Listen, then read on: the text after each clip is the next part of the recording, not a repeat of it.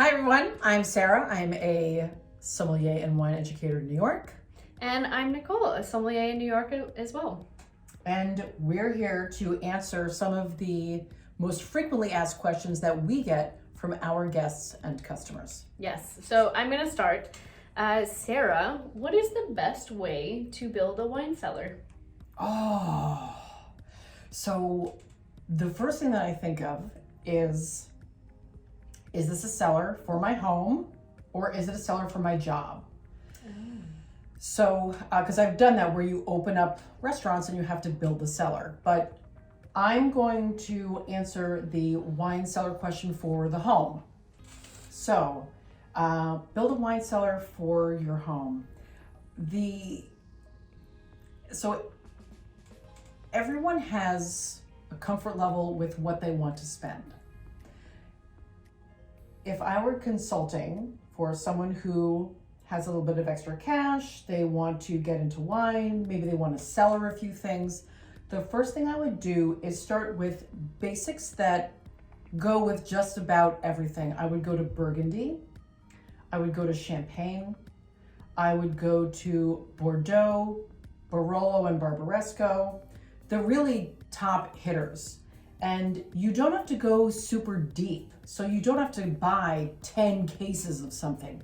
You can really just buy 3 bottles and you can have one shortly after you buy it, but then I would save the other 2 and have at least one to really for the 5 to 10 year plan.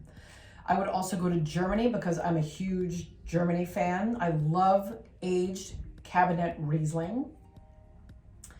I would also go to Spain. I would pick up some Priorat and some Rioja. I would also do some Albarino and even Sherry. Outside of Europe, I would do Margaret River in Australia, some South Australian or even Clare or Eden Valley wines, Victoria for sure, some New Zealand, and in New Zealand now there are areas, as you know, like Hawke's Bay that are really well known for Bordeaux varietals. Yes. So you could do that. They tend to be pretty broad and broad-shouldered and pretty muscular. But if your palate veers in that direction, absolutely do it. If not, maybe some Pinot Noirs from Central Otago or Martinborough. And if we're doing North America, there are some from Canada that I would do actually. Usually ice wines I would veer towards first, but there are some up and coming producers in Ontario who are making great still Chardonnay. But certainly I go to the California and the Pacific Northwest.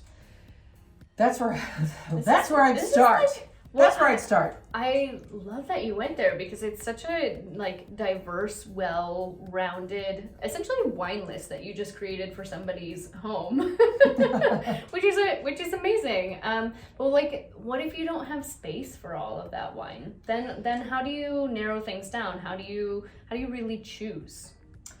That is a great question. If you don't have a lot of room, if you have the extra funds, you can look into off-site storage.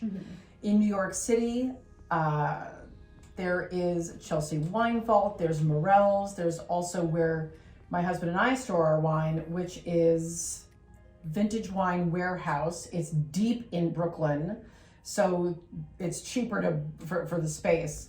And you can also start storing things if you wanted to try this at home.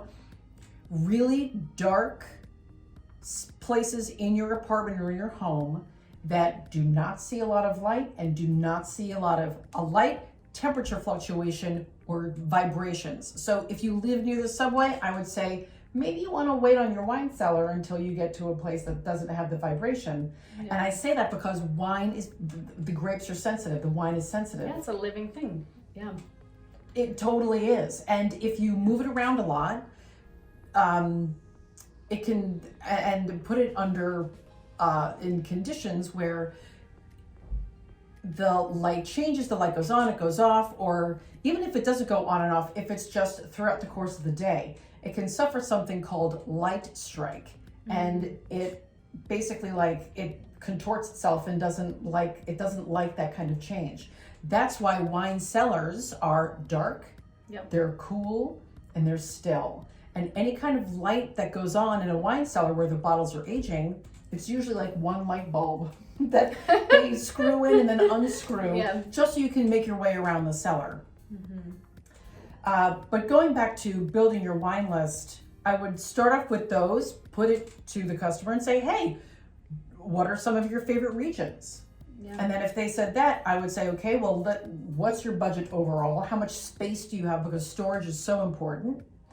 But also I would start looking at vintages. So we're drinking 2017 Chablis Village, which was, I believe, a warmer vintage, but it's drinking beautifully.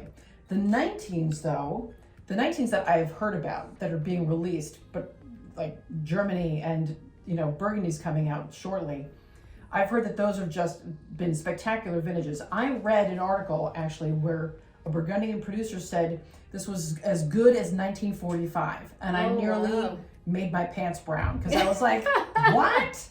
That's like a vintage of the century. Yes. So we shall see. They're not out yet, but we'll see. So after determining how my client wanted to build their wine cellar, I would say these are some vintages that we should look at. And it's always more affordable to get into the current release rather than start buying stuff that's already aged.